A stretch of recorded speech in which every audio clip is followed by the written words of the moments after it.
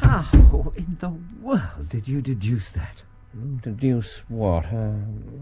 Excuse me, you broke the thread of my thoughts. I'm sorry, but it was wonderful. Commonplace. Great blue anchor tattooed on the back of his hand, military bearing, air of command, a dozen other details. Look at this note. Oh. Thank you. I said just now there were no criminals. It appears that I was wrong. This is terrible. It does seem to be a little out of the common. Out of the common? A man bearing no sign of a wound, found dead in a pool of blood? In an empty house in Brixton. Who is this Tobias Gregson? The smartest of the Scotland Yarders. And he's come to you for help? Oh, he and Lestrade are the pick of a bad lot, and they have their knives into one another. They're as jealous as a pair of professional beauties. Oof, there'll be some fun in this case if they're both put on the scent. Watson? Oh, surely there's not a moment to be lost. I'll order you a cab. Oh, well, I'm not sure about whether I shall go. What? It's just a chance you've been longing for. Oh, my dear fellow, what does it matter to me? Supposing I do unravel the problem, Gregson and Lestrade and company will pocket all the credit. That comes of being an unofficial personage. But he begs you to help him. Yes, well, he knows that I'm his superior and acknowledges it to me, but he'd cut his tongue out before owning it to a third person. However, we may as well go and have a look. I may have a laugh at them, if I have nothing else. Right, come on. Your hat, come on. You wish me to come? Yeah, if you've nothing better to do. Sorry, gents. Can't go in there. Good morning, Constable. We are here at Inspector Gregson's invitation. Beg your pardon, sir. You'll find him inside, with Inspector Lestrade. Oh, excellent. Sir? Nothing. Come along, Watson. Thank you, Constable. Sir? Holmes? Shh. Sorry. What is it? Have you found something? Yes, exactly what I was expecting to find. Ah, footprints. Watson. Yes? This may not be pleasant. Are you sure your nerves can take it? I wouldn't miss this for the world. Good man. Ah, Gregson. Mr. Holmes, it's kind of you to come. Inspector Tobias Gregson, Dr. John Watson. Good day, Doctor. Inspector? I'll be glad of an expert medical opinion. Oh, come in, gentlemen. I've left everything untouched. Except that. Mr. Holmes? The pathway man. If a herd of buffaloes had passed along it, there couldn't be a greater mess. I've had so much to do inside the house. I had relied on Mr. Lestrade to look after the path. Of course. Did you come here in a cab, Gregson? No, sir. Nor Lestrade? No, sir. Ah. Then let us go and look at this unfortunate individual. Have you found out who the poor fellow was yet, Inspector? Yes, we have, Doctor. He was an American, seemingly. Name of... Drebber. Enoch J. Drebber. Thank you, Mr. Lestrade. Mr. Gregson. Good morning, Mr. Holmes. Lestrade? I didn't expect to see you here, Doctor. Good morning, Inspector. Well, I suppose there's no harm. It's this room, gentlemen, but before you go in, perhaps I should warn you. It's not exactly pretty. Yes, Lestrade. Good God. Fascinating. This case will make a stir, mark my words. It beats anything I've seen, and I'm no chicken. I agree with Lestrade. This is a nasty business. Come, Doctor. To work.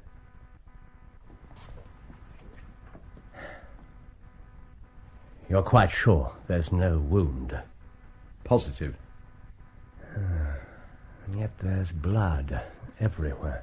It reminds me of the death of Van Janssen in Utrecht in the year 34. Remember the case, Gregson? No, sir. Read it up. You really should. There's nothing new under the sun. What do you think, Mr. Holmes? Really, Lestrade, I've just walked from the door. Doctor. Yes? I wonder if you'd oblige me by taking a few notes. Notes? It would be of enormous assistance. Then I'd be glad to. Use my notepad. You have a pencil? Yes. Excellent. Gregson, with your permission, I shall examine the body. Yes, go ahead. Thank you. Lestrade, Mr. Holmes? be so good as to hold my hat. Now, let's see. Yes. Now, This is the body of a man about 43 or 44 years of age. Mm-hmm. Middle-sized, broad-shouldered, well-dressed, immaculate collar and cuffs. Patent leather boots, size 10. A top hat on the floor beside him. Body curiously twisted, hands clenched, legs interlocked. Watson. Yes, Holmes? Smell his lips. Good Lord. Quite so. Thank you, Doctor. He's not been moved at all. No more than we had to examine him properly. Of course, Lestrade, give me a hand to turn him over. Right. A ring. I was caught up in the folds of his jacket. Got it. Oh, this is a woman's wedding ring. There's been a woman here. Oh, this complicates matters. Heaven knows they were complicated enough before. You're sure it doesn't simplify them? But there's nothing to be learned by staring at it. What did you find in his pockets? We have it all here. More notes, if you please, Doctor. There's a gold watch, gold ring, gold pin with rubies. Whatever the motive was, it certainly wasn't robbery. Russian leather card case. With visiting cards of Enoch J. Drebber of Cleveland, USA. And 2 letters, one addressed to E.J. Drebber, and the other to Joseph Stangerson. What address, Lestrade? American Exchange, The Strand. Be called for. Have you made any inquiries as to this man Stangerson, Gregson? I did so at once. Indeed, Lestrade. Advertisements in all newspapers, and a man sent to the American Exchange. No information yet. Have you sent to Cleveland? I telegraphed this morning. How did you word your inquiries? I simply detailed the circumstances. Nothing else? Is there no single factor upon which this whole case appears to hinge? Will you not telegraph again? I've said all I had to say. Mr. Gregson! Gentlemen, I have just made a discovery of the highest importance. Oh, yes. Yes. Pray, look over here. This is the darkest part of the room, but observe this candle stub on the shelf. When it was burning, this area of the wall would have been clearly lit. Now, what do you make of that? Good God. Is that blood? Yes. R-A-C-H-E.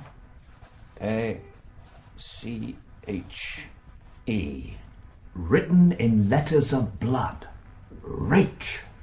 A most important clue. Well, what does it mean now that you found it, Rach? It means that the writer was going to put the female name Rachel, but was disturbed before he or she had time to finish. You mark my words.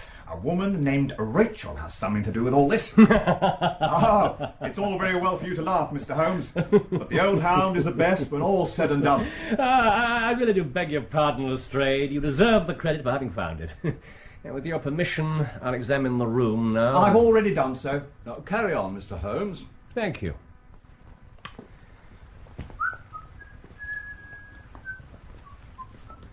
He won't find anything else. I'll bet my pension.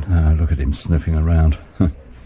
No disrespect intended, Doctor, but there's a right way and a wrong way to go about this sort of work. Yes, I'm sure there is. Have you known him long, Doctor? Long enough to know that he does nothing without some definite purpose. Mr. Holmes, what do you think? It would be robbing you of the credit if I were to presume to help you. You two are doing so well. But I should like to speak to the constable who found the body. John Rance. He's off duty now. I have a note of his home address. Here you are, Doctor. Thank you, Inspector. Come along, Watson. We'll look him up. I'll tell you one thing which may help you in the case. Oh, yes? There has been a murder done, and the murderer was a man. He was more than 6 feet high, was in the prime of life, had small feet for his height, wore coarse, square-toed boots, and smoked a Trichinopoly cigar. He came here with his victim in a four-wheeled cab, which was drawn by a horse with 3 old shoes and a new one on his off foreleg. In all probability, the murderer had a florid face, and the fingernails of his right hand were remarkably long. These are only a few indications, but they may assist you. If this man was murdered, how was it done? Poison. Poison? Oh, and one other thing, Lestrade. Don't waste your time looking for Miss Rachel. Rache is the German word for revenge. Good morning.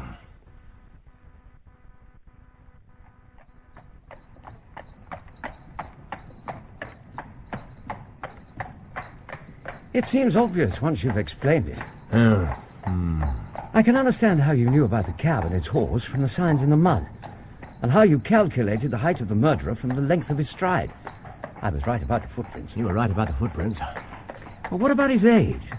In the prime of life, you said. Well, if a man can step 4.5 feet without the smallest effort, he can't be quite in the sear and yellow. There's no mystery about it. The abnormally long fingernails? The writing on the wall was done with a man's forefinger dipped in blood. The scratches made by his nail were unmistakable, as was the wholly distinctive ash which had dropped from his Trichinopoly cigar. I flatter myself that I can distinguish at a glance the ash of any known brand of cigar or tobacco. Good Lord. You said the murderer had a florid face. No, I said that there was a strong probability of it, which is not the same thing. Your head's in a whirl. Rache, revenge. Are we looking for a German assassin? I'm not going to tell you anything more, Doctor. Oh. You know, a conjurer gets no credit once he's explained his tricks. If I show you too many of my methods, you'll conclude that I'm a very ordinary individual after all. Oh, never.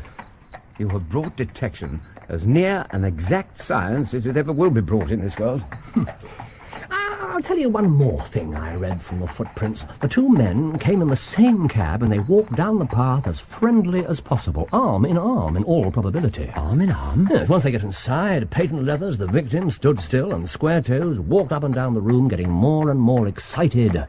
Then the tragedy occurred.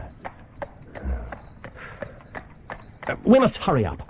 I want to go to a concert this afternoon. I'll tell it you from the beginning, sir. My time is from 10 at night till 6 in the morning. At 11, there was a fight at the White Hart, but by that was quiet enough all the beat. About 2, or maybe a little after, I thought I'd take a bit of a look around down the Brixton Road. It was precious dirty and lonely. Not a soul did I see, barring a cab or 2. I was strolling down, thinking between ourselves how uncommon handy a 4 of gin ought to be, and suddenly the glint of a light caught my eye, and that house, what I knew was empty on account of him that owns it, won't have the drain seat to, even though the last tenant what lived there died of the typhoid fever. Yes. The door was unlocked. I pushed it open and went into the front room, where there was the stub of a candle burning. In the light of the candle I saw... well, you know what I saw. I went back to the gate and sounded my rattle, and that brought Ted Murcher from the Holland Grove beat. Apart from the 2 of us, the street was empty. Well, empty as far as anybody that could be of any good goes. I've seen many a drunk chap in my time, but never anyone as crying drunk as that cove. He was at the gate when I come out, leaning up against the railings and singing at the pitch of his lungs. He could hardly stand. I can see him now, clear as day. Great tall chap, with his long red face. Constable Rance. Sir? What became of this man? Oh, I'd quite enough to do without looking after him.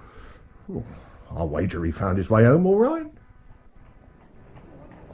The blundering fool! To think of his having such an incomparable stroke of luck and not taking advantage of it. It's true that his description of the drunk tallies with your idea of the murderer. Tallies? That drunk was the murderer. But why should he come back to the house after leaving it? That's not the way of The criminals. ring, man, the ring. That's what he came back for. If we have no other way of catching him, we can always bait our line with a ring. I shall have him, Doctor. I'll lay you 2 to 1. No bet. I must thank you. For what? I might not have gone but for you. I might have missed the finest study I ever came across. A study in scarlet, eh?